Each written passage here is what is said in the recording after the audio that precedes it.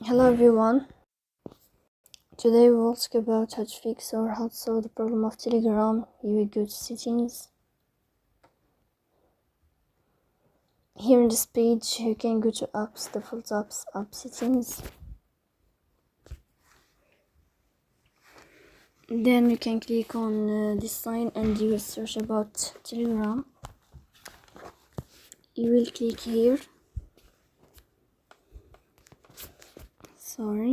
Like this.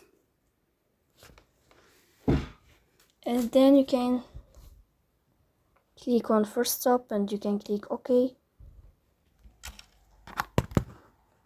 After that, you will enter to the window of storage. Here you can click on clear cache, but pay attention, don't click clear data because that can delete your account. So please don't forget to support us.